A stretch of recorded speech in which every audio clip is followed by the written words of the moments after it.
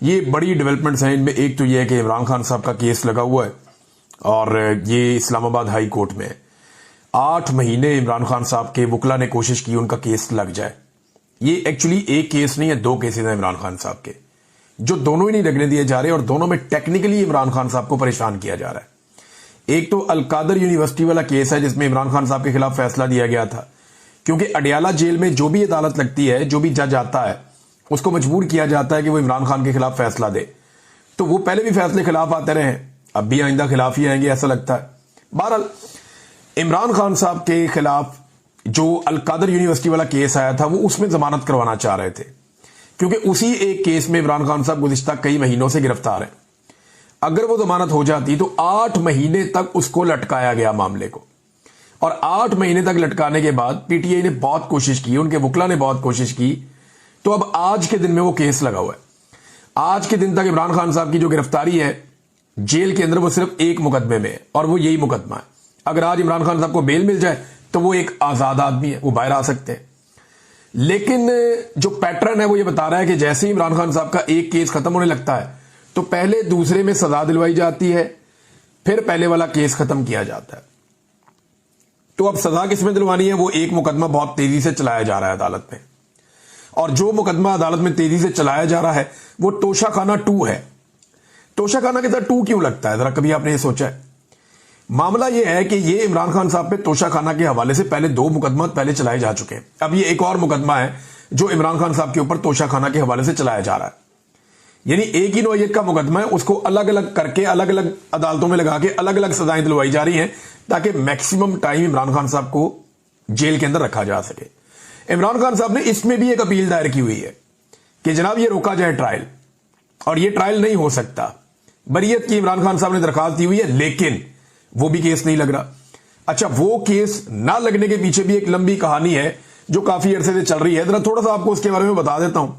साकिब बशीर साहब ने उसको बड़ा अच्छे तरीके से एलेबोरेट किया है। बड़े सीनियर कोर्ट रिपोर्टर हैं, जिन लोगों से मैं कोर्ट के मामला सीखता हूं उनमें एक साकिब बशीर साहब भी है, बड़े मेहरबान है। मैं कभी कभी फोन कर लेता हूं, उनकी मेहरबानी, वो चीजें बता देते हैं।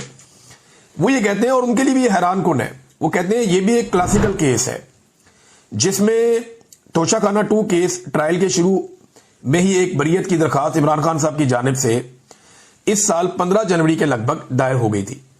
आज 24 सितंबर तक 0 पर यह केस खड़ा है, यानी 24 सितंबर हो गया, 15 जनवरी से लेकर लगभग 9 माह हो गए हैं और इमरान खान साहब का केस नहीं लग रहा। जस्टिस इनाम अमीन मिनहास सुन रहे हैं ये केस, और किस्सा कुछ ऐसे हुआ कि ये केस लगा था सबसे पहले मियां गुल हसन औरंगजेब के सामने।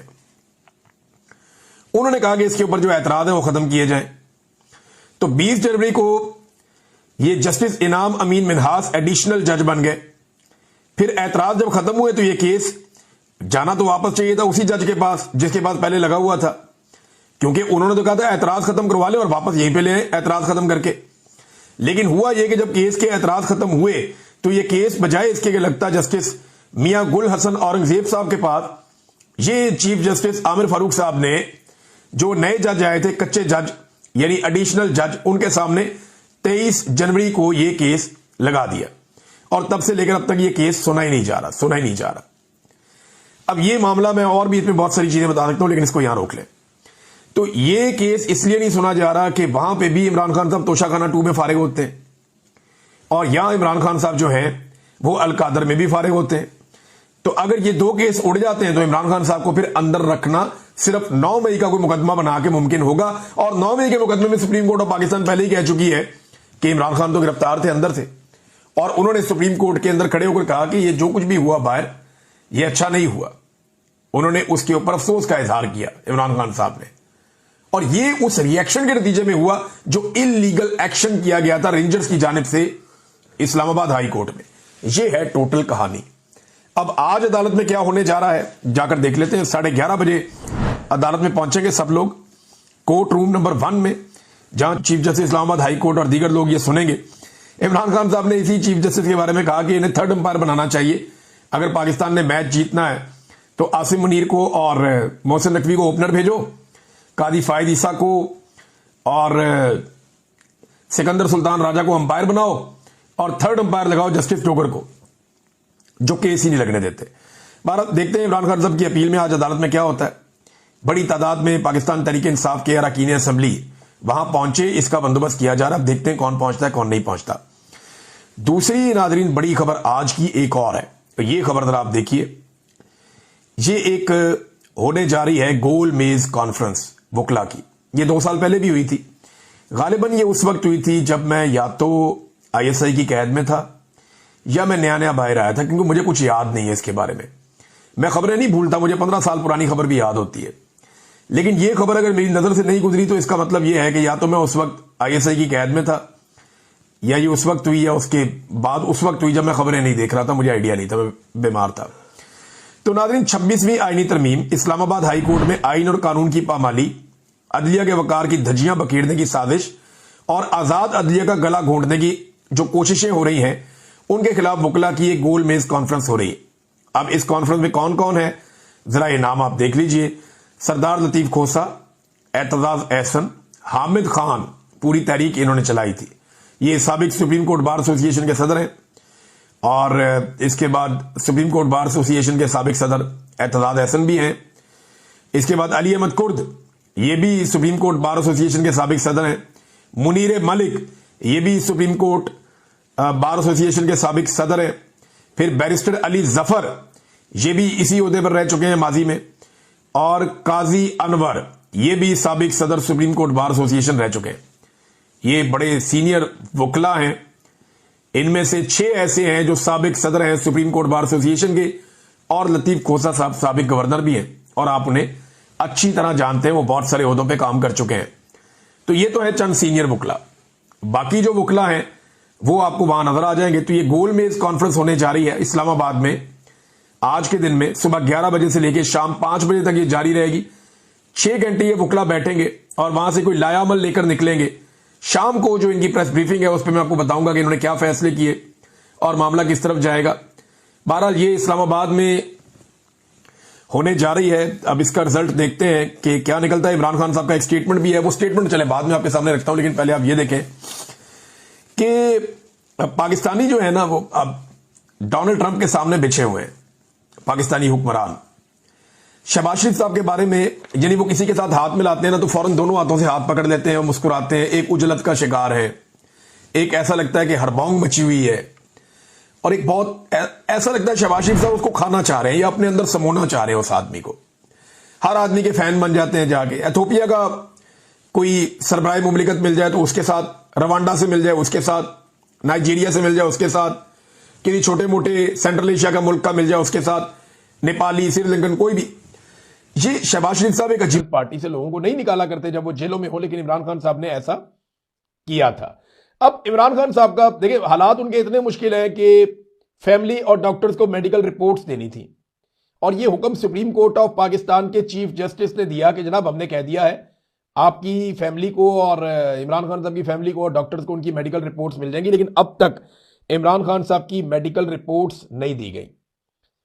हालांकि जब नवाज शरीफ साहब जेल में थे तो हर 15 मिनट के बाद नून लीग रिपोर्टों के साथ आकर टीवी पे बैठ जाती थी। हर 15 मिनट के बाद उनको नई रिपोर्ट मिलती थी कि प्लेटलेट्स इतने कम हो गए और इतने कम हो गए और इतने कम हो गए। अगर नवाज शरीफ को कहीं इमरान खान साहब पाकिस्तान से बाहर ना भिजवाते ना तो प्लेटलेट्स माइनस में चले जाने थे उनके। मुझे तो ऐसा लगता था कि अगले 2-4-5 घंटे में 0 हो जाएंगे और उसके बाद माइनस में चल पड़ेंगे। जिस रफ्तार से नवाज शरीफ साहब के प्लेटलेट्स को मैनेज किया जा रहा था, और PMLN जो है वो हर 15 मिनट के बाद हाथ के अंदर एक रिपोर्ट लेके बैठी होती थी कि जनाब ये एक और रिपोर्ट आ गई है। और इधर इमरान खान साहब को 1.5 हफ्ता हो गया लगभग, अस्पताल से उनको ले जाके एक ट्रीटमेंट करवाया गया था। तब से लेकर अब तक इमरान खान साहब की जो मेडिकल रिपोर्ट है वो उनकी फैमिली और डॉक्टर तक को नहीं दी गई। इस रिपोर्ट में ऐसा क्या है जो हुकूमत इसे छुपा रही है और नहीं दे रही, ये सवाल भी अपनी जगह पे। इमरान खान साहब के बेटे कासिम खान का भी एक स्टेटमेंट आया। उन्होंने एक ट्वीट किया है, एक पोस्ट उन्होंने शेयर की, उसमें उन्होंने लिखा मैं और मेरा भाई अपने वालिद से मिलने पाकिस्तान जाना चाहते हैं। 914 दिन हो गए, हमारे वालिद कैद में है, कैद तन्हाई में है। उनकी सेहत के मसाइल के बावजूद उन्हें इंडिपेंडेंट तिब्बी सहूलियात तक रसाई नहीं दी जा रही। अब हुकूमत जानबूझकर हमारा वीजा प्रोसेस भी रोक रही है। एक कैदी को इलाज ना देना जुल्म है, बच्चों को बाप से ना मिलने देना इज्तिमाई सजा है। यानी ये हमारे लिए भी एक सजा है कि हमारे बाप से मैं नहीं मिलने दिया जा रहा। इस तरह इमरान खान साहब के बेटे ने कहा। हम बैनुल अक़वामी इंसानी हकूक़ की तंजीमों से अपील करते हैं कि आवाज़ उठाएं इससे पहले कि इमरान खान को कोई नुकसान हो। अब ये इमरान खान के बेटे बार बार ये अपीलें कर रहे हैं, बार बार ये बात कर रहे हैं, और आलमी सतह पे जो आवाज़ें उठनी चाहिए वो उठती हैं, बाद औक़ात नहीं उठती। लेकिन सबसे बड़ा सहारा पाकिस्तान का जो ये मौजूदा रजीम है, इसे डोनाल्ड ट्रंप का है कि अमेरिका को इन्होंने राजी रख लिया है कुछ ना कुछ करके, और उसके जरिए से अब तक जो सूरत हाल है उसको ये मैनेज करते चले आ रहे हैं। नाज़रीन, पाकिस्तान तहरीक इंसाफ के तमाम अरकान असम्बली और ओहदेदारान को आज खैबर पख्तूनख्वा हाउस में तलब कर लिया गया। ये एक बड़ी डेवलपमेंट है। यानी पाकिस्तान तहरीक इंसाफ, आप जानते हैं कि इस वक्त सबसे तगड़ी जमात है और उन्होंने ही अभी तहरीक चलानी है। तो खैबर पख्तूनख्वा हाउस में पूरे पाकिस्तान से मेंबरान असम्बली, टिकट होल्डर, तंजीमी ओहदेदारान, तमाम विंग्स के सीनियर ओहदेदारान का इजलास तलब कर दिया गया है। इमरान खान साहब को अल-शिफा अस्पताल मुंतकिल करवाने और इनका मुकम्मल इलाज करवाने, फैमिली और जाती मुआलजीन की इमरान खान तक रसाई करवाने के हवाले से अहम इकदामात उठाए जाएंगे। ये जनाब आप देखें क्या फैसले होते हैं, क्योंकि अरकान असम्बली को या टिकट होल्डर्स को जिन पे इमरान खान साहब ने भरोसा किया था, उन सबको अपना जिम्मेदारी लेनी पड़ेगी, वरना पाकिस्तान तहरीक इंसाफ का सोशल मीडिया एक एक करके सबकी शक्लें सामने रखना शुरू हो गया। जनाब इसको देखो ये भी नहीं आता, इसको देखो ये भी नहीं आता, इसको देखो ये भी नहीं आता। तो हर एक के ना आने की अपनी अपनी वजह है, लेकिन पाकिस्तान तहरीक इंसाफ के अंदर जो है वो पहलवानी सोशल मीडिया की तो है। और अगली दफा जब ये टिकट लेने के लिए जाएंगे तो इनकी बड़ी शदीद मुखालफत भी हो जाएगी उस वक्त। तो अगर आपने अपने टिकट पक्के करने हैं तो काम इन्हें करना पड़ेगा बेचारों को, क्योंकि सोशल मीडिया अब खुद से एहतसाब कर रहा है। नाज़रीन, एक खबर और है, अफसोसनाक खबर है, बार बार आपको कोई ना कोई बुरी खबरी सुनने को मिलती है जब से रजीम है। आलू का जो किसान है वो एक मरतबा फिर रुल गया। ये लगातार जितने साल से हुकूमत में है ना, 4 साल हो गए, चारों साल आलू का किसान रुल गया, एक साल भी उसको मुनाफा या फायदा नहीं हो रहा, और अरबों रुपए का आलू के किसान को नुकसान हुआ है। और दावा इनका यह है, यानी मरियम नवाज ने यह ट्वीट करके कहा जनाब हमने 25% ज्यादा आलू पैदा कर लिया है। इनका मुआवजा यकीनी बनाने के लिए हम नई मंडियों तक रसाई हासिल करने की कोशिश कर रहे हैं, और ये आलू भेजने के लिए एक और मुल्क कहते जी वहां पे भी हम ये आलू भेजेंगे। और ये अफगानिस्तान का रास्ता इन्होंने बंद किया हुआ, यहां पे आलू जाता था। अफगानिस्तान के अंदर हम एक्सपोर्ट करते थे, वहां से सेंट्रल एशिया में भी जहां मर्जी चला जाए। तो हम इस तरफ को अपना आलू एक्सपोर्ट करते थे, अब कहां करेंगे, किधर भेजेंगे आप? ये आइटम जो है इसको स्टोर करने की भी एक कीमत होती है। किसान का अरबों रुपए का नुकसान हो गया, बेशुमार किसान रुल गए। अब जो इजाफी पैसे उसको पड़ रहे हैं सर्द खाने के अंदर आलू रखने का, पैदावार ज्यादा हो गई है ना, तो आपको एक्सपोर्ट करना पड़ता है। तो इनके पास इसमें किसी किस्म का कोई गुंजाइश नहीं है, कोई प्लानिंग नहीं है। तो गंदम का किसान भी रुल गया, मकई का किसान भी रुल गया, चावल का किसान भी रुल गया, माल्टा किन्नू का किसान भी रुल गया, और अब फाइनली जो है वो आपका आलू का किसान था, जो एक बड़ी फसल पंजाब में लगती है, सेंट्रल पंजाब में, ये किसान भी रुल गया इनकी हरकतों की वजह से। नाज़रीन, कासिम सूरी साहब ने एक स्टेटमेंट दिया। देखिए, मैं ये बात पहले से जानता हूं, मेरी कासिम सूरी भाई से बात कभी कभी होती है, उनका मेरे पर बड़ा एहसान भी है। उन्होंने मुझे कायल किया, मुझे पाकिस्तान से लेकर आए कि आवाज़ अपनी बचाना बहुत ज़रूरी है, और उन्होंने मेरी बड़ी मदद की, उनके दोस्तों ने मेरी बड़ी मदद की। तो मेरा उनसे रब्ता रहता है, और मैं ये जानता हूं कि माली एतबार से कासिम सूरी साहब, क्योंकि वो एक ईमानदार आदमी है, उन्होंने करप्शन अपनी लाइफ में की नहीं है, वरना जिस ओहदे के ऊपर वो बैठे हुए थे वहां तो लोग बहुत पैसा बनाते हैं। एक छोटा मोटा कोई बंदा नाजिम अपने इलाके का बन जाए ना, तो वो करोड़ों रुपया बना लेता है। और कासिम सूरी तो डिप्टी स्पीकर पाकिस्तान के थे, कौमी असम्बली के, लेकिन उन्होंने वो काम नहीं किए जो नॉर्मली सियासतदान करते हैं, 2 नंबर तरीके से। तो कासिम सूरी साहब के पास पैसे वैसे नहीं थे, और वो बहुत खुददार इंसान है, यह बात भी आप अपने जहन में रखिएगा। यानी वो बहुत खुददार इंसान है, अल्लाह रब्बुल इज्जत उनकी खुददारी को सलामत रखे।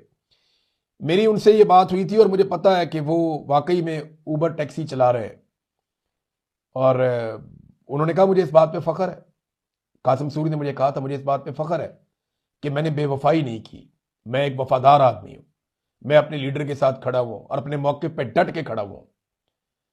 तो ये कासिम सूरी है। यानी ये शरीफों और सरदारियों जैसे बेशुमार लोग 100-100 साल की जिंदगी भी जिए ना, तो कासिम सूरी जैसी खुददारी की एक दिन की जिंदगी, इसका जो नशा है ना, ये समझ नहीं सकेंगे कभी। तो कासिम सूरी साहब के लिए खराज तहसीन है मेरी तरफ से, उन्होंने ये बात खुद अपने मुंह से कह दी, वरना मुझे बताते हुए बहुत अजीब लगता, लेकिन वो बहुत बड़े दिल का आदमी, उसने बताया जनाब के ये हालात है, लेकिन इसके बावजूद हम झुकेंगे नहीं, हम पीछे नहीं हटेंगे, मुकाबला करेंगे। कामरान शाहिद साहब मेरे साथ बड़ा लंबा अरसा सहाफत उन्होंने की और सीनियर जर्नलिस्ट हैं। उन्होंने एक जुमला बोला, मैं उस पर जरूर कमेंट करना चाहूंगा। उन्होंने कहा मैं समझता हूं कि दुनिया की कोई भी फोर्स बिला वजह अपने किसी शहरी को मिसिंग नहीं करती। कामरान शाहिद, देखिए ये जो मिसिंग करना होता है ना, ये होता ही गैर कानूनी है। ये आइन और कानून में इसकी गुंजाइश नहीं होती। मिसिंग करना कोई मसले का हल नहीं है। आप अदालतों में पेश करें और अपने कवानीन को इतना बेहतर करें कि उसके मुताबिक आपको किसी को मिसिंग करना ना पड़े, और अपनी इन्वेस्टिगेशंस को इतना अच्छा करें कि आपकी अदालतें इंसाफ दें। ये जो मिसिंग करना होता है, इससे मसाइल कम नहीं होते, मसाइल बढ़ते हैं। और ये जो कह रहे हैं ना बिला वजह मिसिंग नहीं करती, मैं खुद मिसिंग पर्सन रहा हूं। मैं जब ISI वालों से पूछता था कि यार मुझे तुम लोगों ने क्यों यहां मिसिंग पर्सन किया हुआ, क्या वजह है, मैंने कौन सा ऐसा कानून तोड़ा है? उन्होंने कहा कोई कानूनी वजह ही नहीं है आपको यहां लाने की, हमारे बड़ों को आप बाहर सूट नहीं कर रहे बस। यानी हमारे बड़े नहीं चाहते कि इस वक्त आप बाहर हो, उन्हें सूट नहीं कर रहा, अपना जाती मफाद है उनका। फील्ड मार्शल का अपना मफाद था, मरियम नवाज को जनाब अपना, नवाज शरीफ का अपना मफाद था, फील्ड मार्शल आसिम मुनीर का अपना मफाद था, नदीम अंजुम का अपना मफाद था। तो मुझे पकड़ के इन्होंने जबरी तौर पे लापता कर दिया 5 महीने के लिए। तो मुझे तो कोई कानूनी वजह नहीं बता पाए, कोई वजह नहीं होती, बाज़ औक़ात कोई वजह नहीं होती। मेरे मुंह से एक जुमला निकल गया था एक दफा कि ये जो लोग मिसिंग पर्सन होते हैं इन्होंने कुछ तो किया होगा, और मैंने जाके चौक में खड़े होकर सारी दुनिया के सामने मारंग बलोच से हाथ जोड़ के माफी मांगी थी अपने इस जुमले की। तो कामरान शाहिद साहब ऐसा ना करें, कल को आपको भी माफी मांगनी पड़े, बाद में बहुत तकलीफ होती है, बहुत बुरा लगता है। मरियम नवाज साहिबा का स्टेटमेंट नाजरीन पीछे हट ही नहीं रहा, उन्होंने अजीबोगरीब ही स्टेटमेंट दे दिया। यानी शरीफ खानदान की पूरी सियासत, पूरी सोच का जो मोटो है वो ये है कि शऊर से पेट नहीं भरता। अगर शरीफ खानदान की पूरी सियासत को आपने एक जुमले में बंद करना है ना, इन ताजरों की पूरी सियासत को, तो वो ये है कि शऊर से पेट नहीं भरता। देखिए पेट तो हर आका अपने गुलाम का भी भरता है। अंग्रेजों ने बहुत तरक्याती काम किए थे यहां पे इंडिया पाकिस्तान में, लेकिन हमने आजादी क्यों हासिल की? शऊर की वजह से की ना। फिर हम शऊर के पीछे क्यों चले थे? हम तो ये भी कहते रहे भूखे रहेंगे मगर एटम बम बनाएंगे। ये कौन सा वाला शऊर था? यानी ये इस खानदान की एक घटिया सोच है। इंसानों में और बाकी जानदारों में फर्क किस चीज का है? शऊर का फर्क है। अल्लाह रब्बुल इज्जत ने फरिश्तों को क्या दिखाया था? इंसान में इल्म और शऊर दिखाया था ना, जिसके बाद फरिश्तों को हुक्म दिया कि इसको सजदा करो इंसान को। देखिए शैतान ने तो कहा खाओ, बहुत मजे का है, खाओ। तो रहमान ने कहा था कि तुम्हें शऊर दिया कि नहीं खाना। शऊर में इतना फर्क है। पेट तो भर जाता है, असल बात तो शऊर की है, लेकिन ये पेट से सोचते हैं ना। वो शेख रशीद ने एक जुमला कहा था, और वो हमारे मजहब में भी है कि इनका पेट जो है ना वो कब्र की मट्टी भरेगी, उससे पहले इनका पेट नहीं भरेगा। शऊर से इनका पेट नहीं भर सकता। कौमें जब उन्हें शऊर मिलता है कौमों को, तब वो तरक्की करती हैं, वो आगे बढ़ती हैं, पूरी की पूरी कौम आगे बढ़ती है। पेट तो जानवर भी एक दूसरे को मार के खा जाते हैं, अपना अपना पेट भर लेते हैं, लेकिन उन्हें शऊर नहीं होता। नाज़रीन, अक़वाम मुत्तहिदा ने ईमान मज़ारी साहिबा के मामले के ऊपर एक मुज़म्मती बयान जारी किया है। अक़वाम मुत्तहिदा का ईमान मज़ारी और हादी अली चट्ठा केस के फैसले पर तशवीश का इजहार, दोनों मियां बीवी को महज इंसानी हुकूक और आज़ादी इजहार राय के हक को इस्तेमाल करने पर निशाना बनाया गया। दिफा के लिए मुनासिब वक्त नहीं दिया गया, और कार्रवाई के दौरान आलमी मेयार के कानूनी तकाजों को भी नजरअंदाज किया गया। अब आलमी सतह पर आवाजें उठ रही हैं जो जुल्म और ज्यादती ईमान मज़ारी और उनके शौहर के साथ हो रही है। नाज़रीन, एक जाते जाते आपको खबर दे देता हूं मैं कि बोर्ड ऑफ पीस में पाकिस्तान के जाने के बावजूद, डोनाल्ड ट्रंप की जानिब से जंगबंदी के ऐलान के बावजूद लगातार फलस्तीनियों का कत्लेआम हो रहा है, और जो नस्लकुशी है वो अभी भी जारी है। पाकिस्तान के DG ISPR ने दावा किया था कि हमने ये इसलिए किया, पाक फौज के तर्जुमान ने कहा कि हमने ये इसलिए किया ताकि फ़लस्तीन में खून बहना बंद हो जाए। अभी ताज़ा इतलात के मुताबिक मजीद 21 फ़लस्तीनियों को शहीद कर दिया गया है। तो पाकिस्तान को अपनी पॉलिसी के ऊपर एक मरतबा फिर सोचना चाहिए कि क्या वाकई उन्होंने जो किया इसमें फ़लस्तीनियों का भी कोई फ़ायदा हुआ है, या सिर्फ आपने डोनाल्ड ट्रंप को राज़ी किया है। अब तक के लिए इतना ही। अपना ख्याल रखिएगा, अपने इस चैनल का भी। अल्लाह हाफिज।